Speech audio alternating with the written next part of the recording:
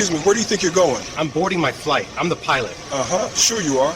Here's my ID and my license. These could be fake. Anyone can print cards these days. Sir, I really need to board. My crew is waiting. You're not going anywhere until I verify this. Step aside. But the flight leaves I said step aside now. Officer Brad Stevens had no idea what he just walked into. In the next 48 hours, his career would be destroyed. His department would lose an $8 million contract, and he would be facing criminal charges. The man he just detained was Captain Michael Harris, a decorated commercial airline pilot with 15 years of perfect service. He had flown 12,000 flight hours without a single safety issue. Harris was not just any pilot. He was a former Air Force captain who flew combat missions. He held an FAA airline transport pilot license. That's the highest level possible. Harris had been voted Pilot of the Year by his airline just 6 months earlier. He was standing there in full uniform with 4 captain stripes on his shoulders. He was holding federal credentials that Stevens dismissed as possibly fake. And the airport cameras were capturing everything, every dismissive gesture, every condescending word, every second of the 45-minute detention that would cost the airline $300,000 and strand 180 passengers. Before I continue, let me ask you, have you ever been questioned about your job by someone who refused to believe you?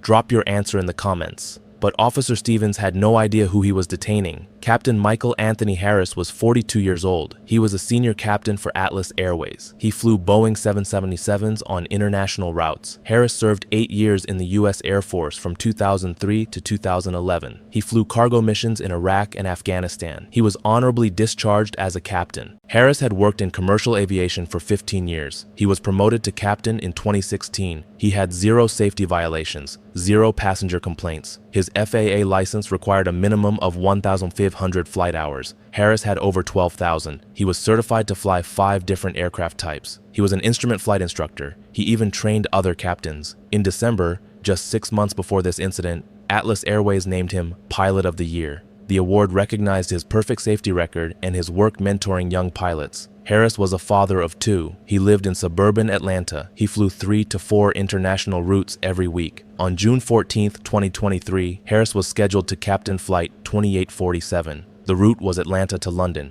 The plane carried 180 passengers. Departure time was 2:15 p.m. Harris was just trying to do his job. He was trying to get 180 people safely across the Atlantic Ocean. Now here's what happened next. Officer Brad Stevens was 34 years old. He had a reputation at Hartsfield-Jackson Atlanta International Airport. He worked for the Airport Security Division for 6 years. He was assigned to Terminal C gates. His salary was $68,000 per year. Internal records later revealed 14 complaints filed against Stevens in 18 months. 12 of them involved passengers of color. Every single complaint involved Stevens questioning someone's right to be there. In March 2023, Stevens detained a black cardiologist in the first-class lounge. He claimed the doctor did not belong there. The doctor showed his boarding pass 3 times. Stevens still insisted on calling a supervisor. A complaint was filed. Stevens got a warning.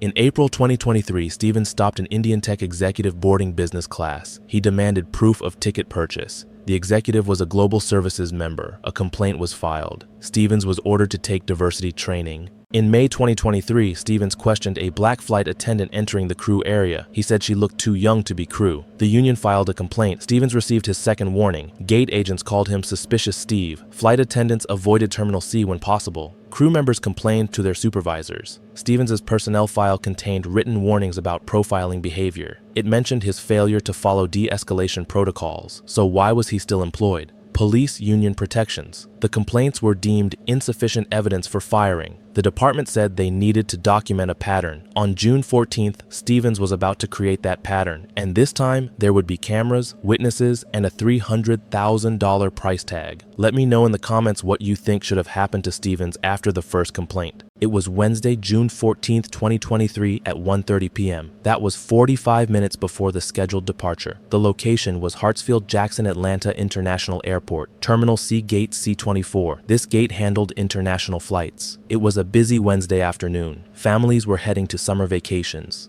Business travelers sat on laptops.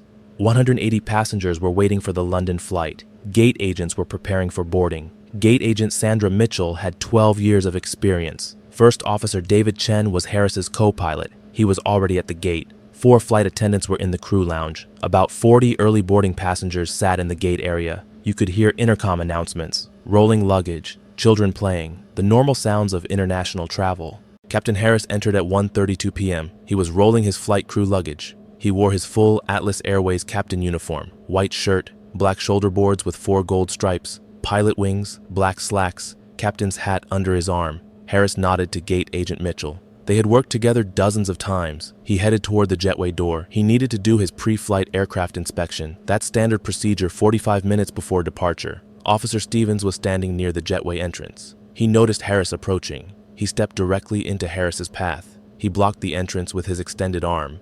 "Excuse me, where do you think you're going?" Harris had no reason to be concerned. He had done this pre-flight walk hundreds of times, but Stevens had already made up his mind about what he was seeing. That's when everything changed. If stories like this matter to you, hit subscribe. "This jetway is for authorized flight crew only," Stevens said. "I am the flight crew. I'm the captain for this flight," Harris replied. "You got ID for that?" Harris showed his Atlas Airways crew ID. It had his photo, his employee number, his captain designation. Stevens examined the ID for 20 seconds. He handed it back. "This could be fake. You got a pilot's license?" Harris showed his FAA pilot certificate. It had his ATP rating, his address, his medical certification date.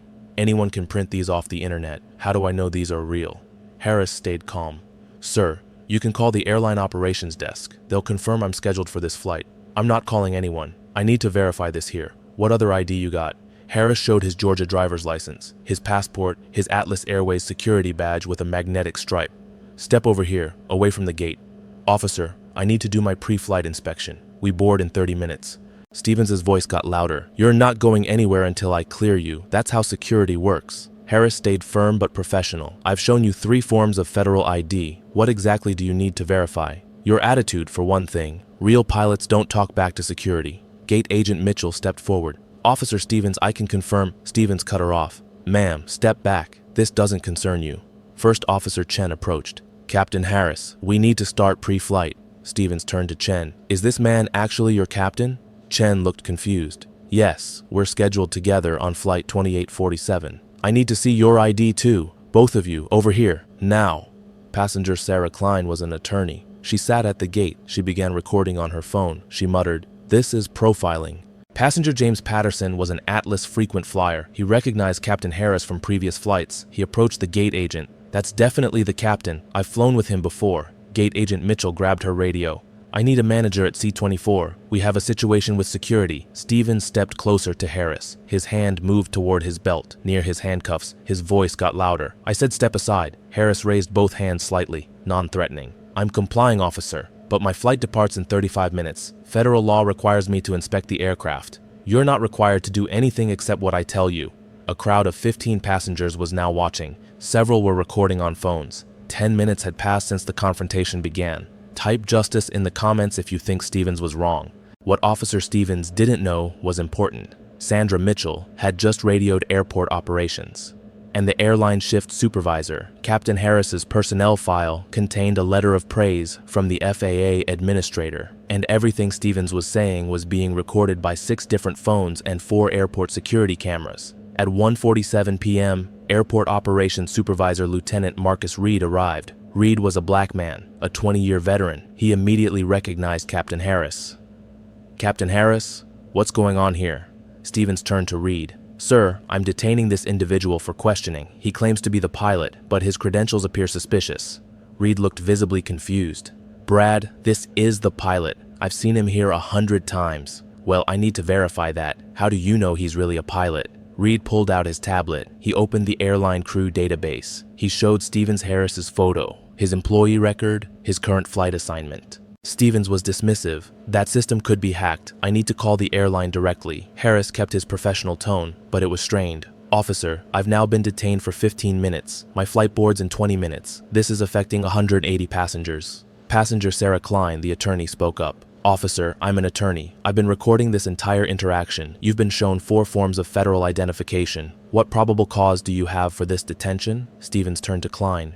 "Ma'am, step back or I'll have you removed from the gate area." "On what grounds? I'm a ticketed passenger. I'm recording lawful activity in a public space." Passenger James Patterson joined in. "I've flown with Captain Harris 6 times. He flew my family to London last Christmas. That's definitely him." "Sir, you're interfering with a security investigation." Gate Agent Sandra Mitchell spoke to Lieutenant Reed. "I've worked this gate for 12 years. Captain Harris is here every week. This is ridiculous." 6 passengers were recording on phones from different angles. 4 airport security cameras were capturing the gate area, the jetway entrance, the entire confrontation. Gate agent Mitchell's radio communications were time-stamped and recorded. The aircraft cockpit voice recorder clock showed a delay in the captain's arrival. The airline operations log showed Captain Harris checked in via mobile app at 1:15 p.m.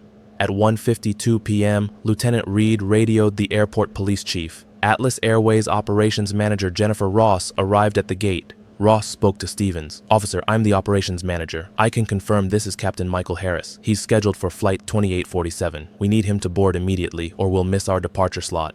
"I don't care about your schedule. I care about security." Stevens made a critical error. He radioed for backup. "I need another officer at Gate C24. Suspicious individual claiming to be pilot, becoming uncooperative, possible credential fraud." This radio call created an official incident report. Backup officer Maria Gonzalez arrived. She had 8 years of experience. She immediately recognized Harris. "Brad, what are you doing? That's Captain Harris." Stevens got defensive. "How does everyone know who this guy is?" "Because he flies out of here constantly. He's legitimate."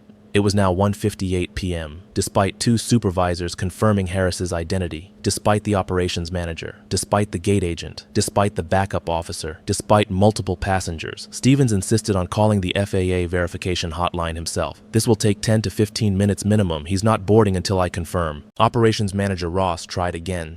"Officer, we're 17 minutes from departure. If Captain Harris doesn't board now, we miss our slot and the flight delays." "Then it delays. Security first." Harris checked his watch. He looked at the jetway. He knew the aircraft inspection could not be rushed. He turned to Ross. "Jennifer, you need to call in a reserve captain. I can't complete pre-flight in time now even if he clears me." Ross got on her phone immediately. "Operations, this is Ross. I need emergency captain substitution for flight 2847. Current captain detained by airport security." By 2:00 p.m., Officer Stevens had detained Captain Harris for 28 minutes. Flight 2847's departure was now impossible. 180 passengers would be delayed, and Officer Stevens was still on hold with the FAA verification line, waiting to confirm what 7 people had already told him. He had just detained one of the most qualified pilots in the entire airport. But wait, there's more to this. At 2:08 p.m., Airport Police Chief Raymond Martinez arrived personally. He rarely came to gates. Lieutenant Reed had flagged this incident as high priority. "Lieutenant Reed, brief me," Chief Martinez said. "Sir, Officer Stevens detained Captain Harris for 36 minutes now. The airline confirms he's the scheduled pilot. Stevens refused verification from myself, the operations manager, a backup officer, and the gate agent." Martinez turned to Stevens. "Brad, release him, now." "Sir, I'm waiting for FAA confirmation." "I said release him. This detention is over." Martinez reviewed Stevens' incident report on his tablet. He pulled up airport security camera footage on his mobile device. He saw the entire confrontation from 1:32 p.m. He interviewed gate agent Mitchell. "Has Captain Harris ever had security issues before?" "Never. Not once in 12 years. Martinez reviewed passenger recordings. Sarah Klein emailed her video to Martinez right there. He checked Stevens' personnel file. He saw 14 prior complaints, 3 in the past 90 days. Stevens' story fell apart quickly.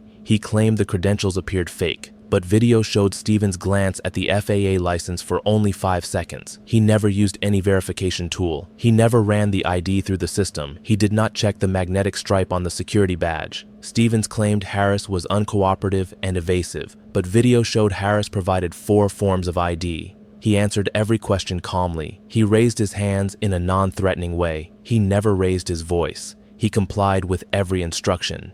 Stevens claimed he had reasonable suspicion based on Harris's appearance, but Harris was in full captain uniform with visible credentials. Multiple witnesses confirmed his identity. The airline operations confirmed via database. There was no objective basis for suspicion. At 2:15 p.m., Chief Martinez made his decision. "You're relieved of duty effective immediately. Badge and radio. Go to headquarters and wait for me." Stevens looked shocked. "Sir, I was just doing my job." "Your job is to verify credentials and maintain security. You detained a uniformed pilot for 43 minutes, despite 7 different confirmations of his identity. Badge, now." Stevens got angry. "This is because he complained, isn't it? He's playing the race card." "Officer Stevens, stop talking. Leave this gate. Report to headquarters." At 2:17 p.m., Reserve Captain Janet Morrison arrived. She had been rushed from the airport hotel. Morrison began an emergency pre-flight inspection. Normally that takes 30 minutes. She compressed it to 15. First Officer Chen briefed Morrison on the flight plan. Flight 2847 finally boarded at 2:35 p.m. Pushback from the gate happened at 3:02 p.m., 47 minutes late. The airline cost was $300,000. That included the missed departure slot, fuel costs, crew overtime, passenger compensation. Gate fees? Harris sat in the crew lounge, still in uniform, visibly shaken. Operations manager Ross approached him. "Michael, I'm so sorry. Do you need anything? I need to know this is being documented every second because this can't happen again. It's documented, and I'm calling corporate legal right now."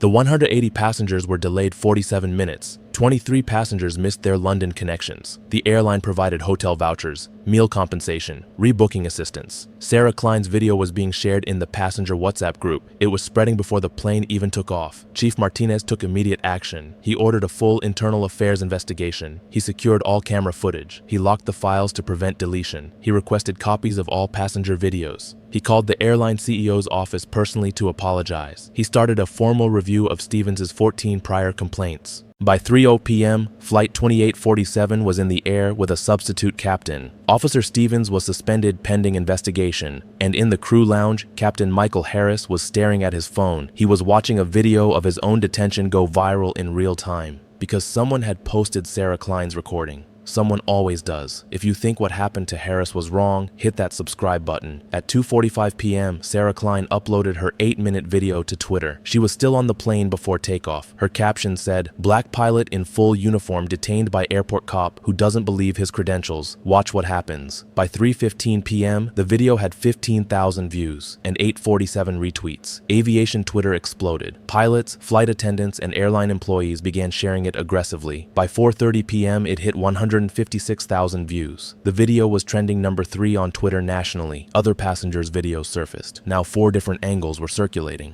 At 6:00 p.m., local Atlanta news ran the story. WSB-TV covered it on their evening broadcast. The headline was, "Pilot detained at Atlanta airport, airline investigating discrimination claims." By 8:00 p.m., the video reached 1.2 million views. It was spreading across Twitter, TikTok, and Instagram. National aviation unions issued statements demanding an investigation. By midnight, it hit 3.8 million views. The video was on the front page of Reddit.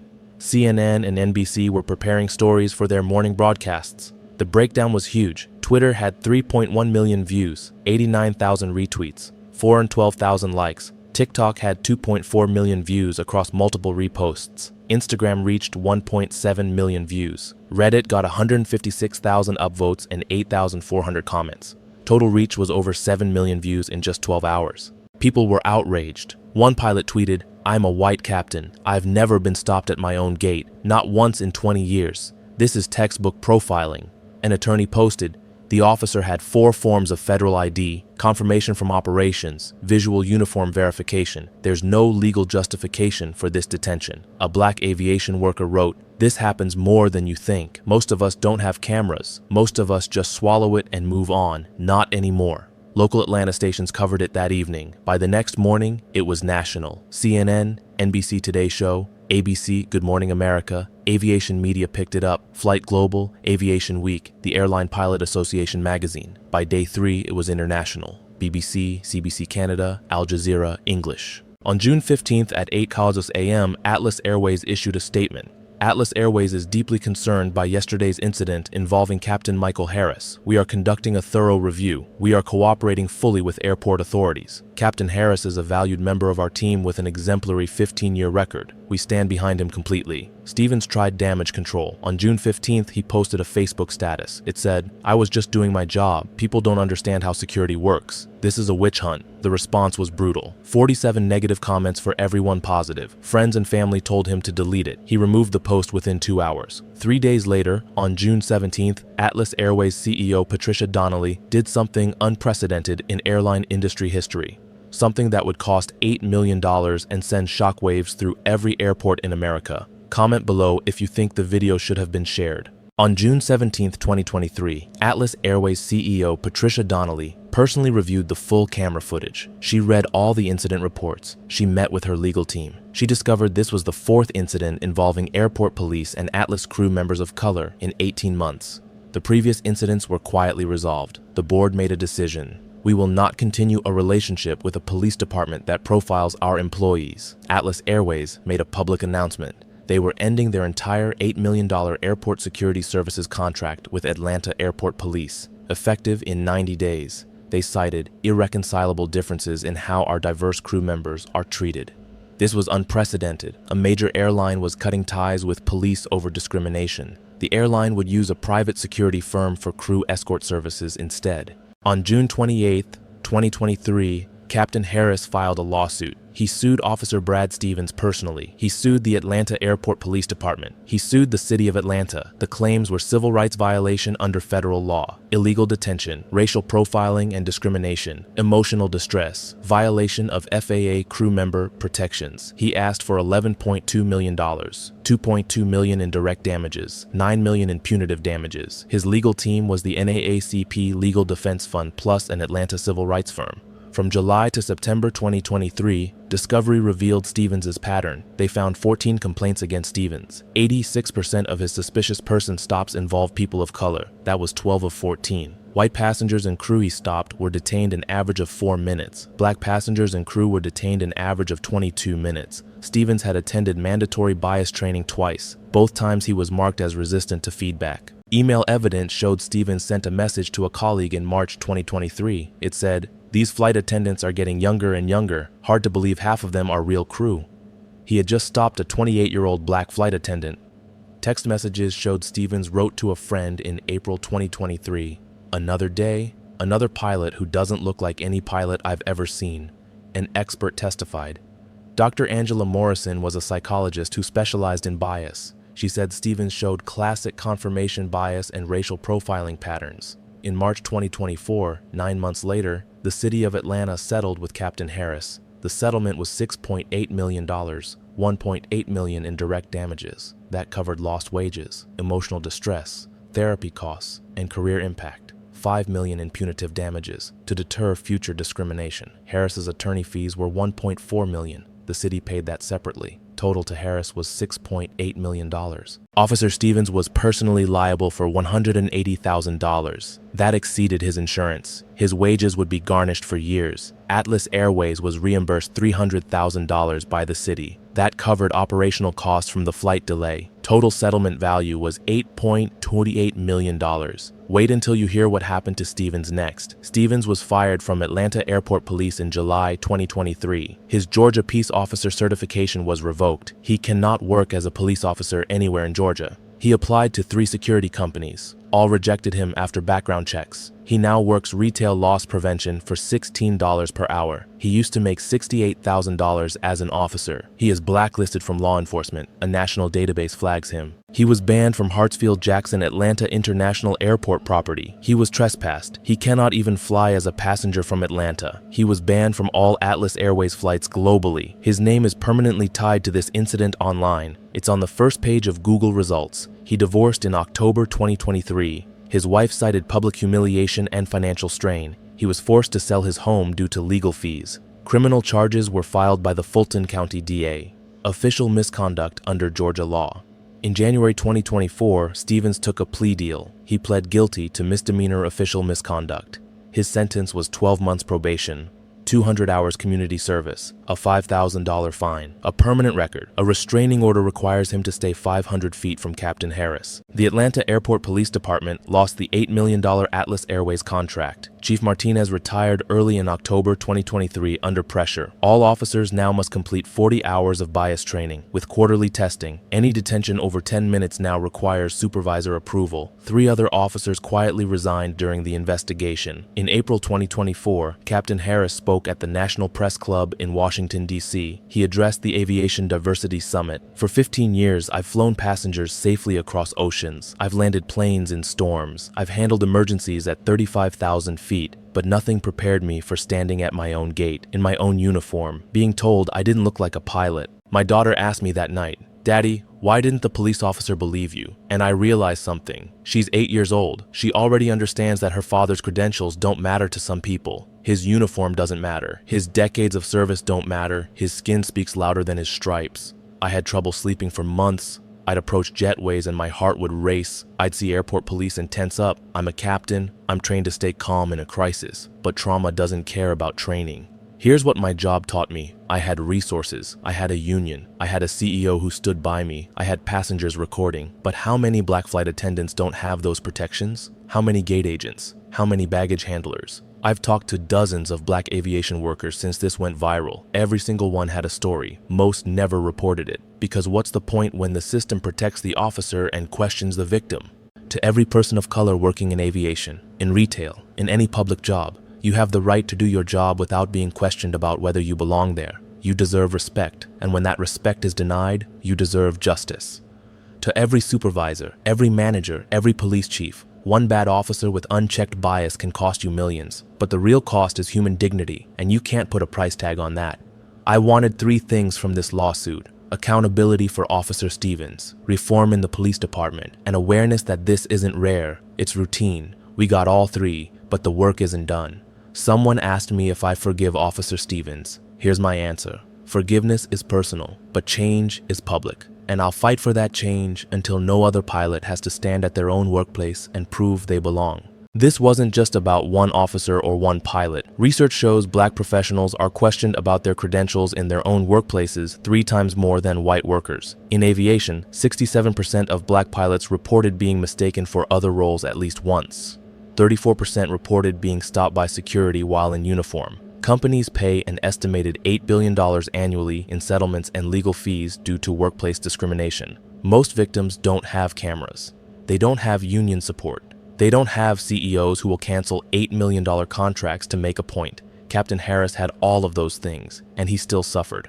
That should tell us how broken the system is for everyone else. This story went viral and created real consequences. Share it if you think others need to see this. So let me ask you, do you really believe Officer Stevens was the only cop who looks at a black professional and assumes they don't belong? Do you really believe workplace profiling only happens in airports? Only to pilots? Only when cameras are rolling? Do you really believe $6.8 million in taxpayer money is an acceptable price to keep paying because departments won't fire officers with 14 discrimination complaints? Because if we don't demand that police departments fire officers after the first pattern of complaints, if we don't require actual consequences beyond additional training, then we're just waiting for the next Officer Stevens, the next Captain Harris, the next $8 million settlement funded by taxpayers, while the officer who caused it moves to another job. Comment below if you believe Officer Stevens should have been criminally prosecuted, not just sued. If you think stories like this matter, hit that subscribe button. We're going to keep exposing these stories. We're going to keep demanding better. We're going to keep fighting for a world where showing up to work in your uniform doesn't require proving you have the right to be there. This isn't just about one arrogant cop or one decorated pilot. It's about all of us. See you in the next one.